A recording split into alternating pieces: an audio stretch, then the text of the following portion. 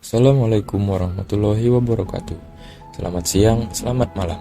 Perkenalkan, nama saya Muhammad Rafiq dari program studi agribisnis Fakultas Pertanian Universitas Lambung Mangkurat.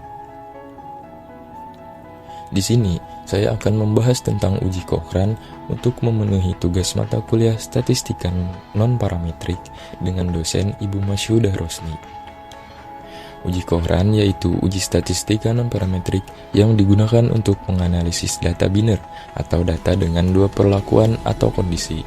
Uji ini berguna ketika kita ingin mengetahui apakah terdapat perbedaan signifikan antara beberapa kelompok berpasangan pada variabel dependen yang bersifat dikotomi.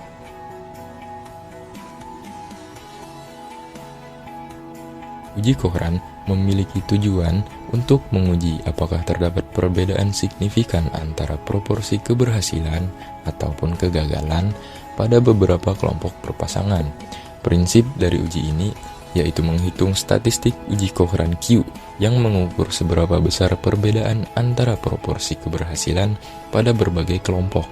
Penerapannya sering digunakan dalam penelitian medis, psikologi, dan sosial untuk menganalisis data sebelum dan sesudah perlakuan, atau untuk membandingkan efek dari beberapa perlakuan yang berbeda.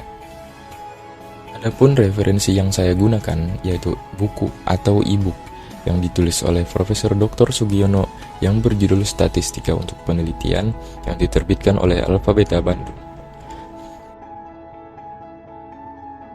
Dalam buku ini, uji Cochrane atau tes Cochrane digunakan untuk menguji hipotesis komparatif K-sampel berpasangan bila datanya berbentuk nominal dan frekuensi dikotomi.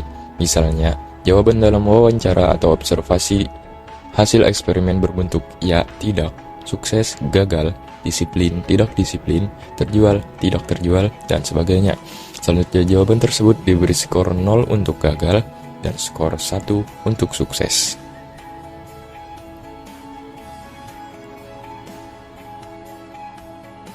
Rumus yang digunakan dalam uji Cochrane adalah sebagai berikut yang tertera pada layar.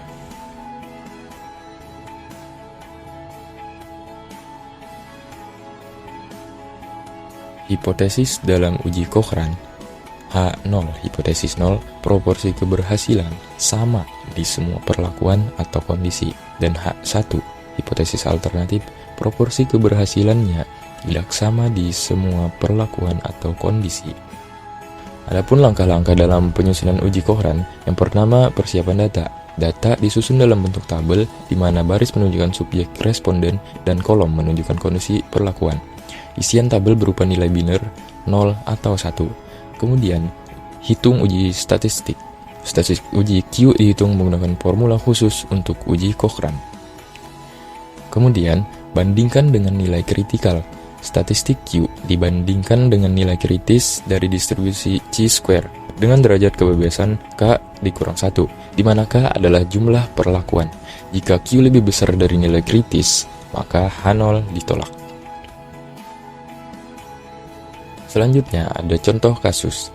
Seorang peneliti ingin mengetahui apakah ada perbedaan efektivitas antara 3 metode pembelajaran A, B, dan C dalam meningkatkan pemahaman siswa terhadap suatu materi.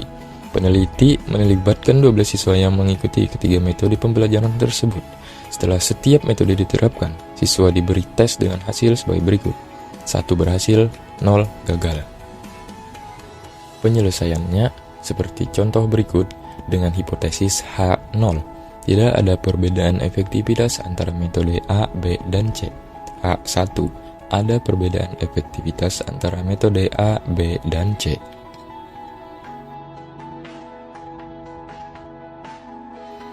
Kemudian, hasil dari tabel sebelumnya dimasukkan ke dalam rumus dan diperoleh perhitungan seperti ini.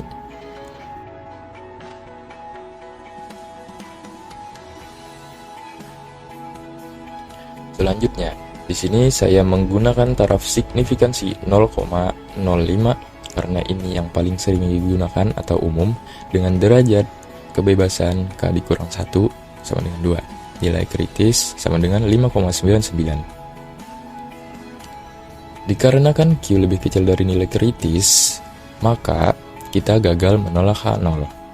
Q sama dengan 0,2 lebih kecil dari 5,99, maka H0 diterima. Berdasarkan perhitungan, maka tidak terdapat bukti yang cukup untuk menyimpulkan bahwa ada perbedaan efektivitas yang signifikan antara metode pembelajaran A, B, dan C. Dengan kata lain, semua metode dianggap memiliki efektivitas yang sama secara statistik pada tingkat signifikansi 5%.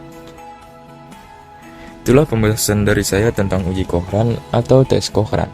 Saya meminta maaf apabila ada salah kata ataupun perbuatan. Sekian, terima kasih, selamat melanjutkan aktivitas. Wassalamualaikum warahmatullahi wabarakatuh.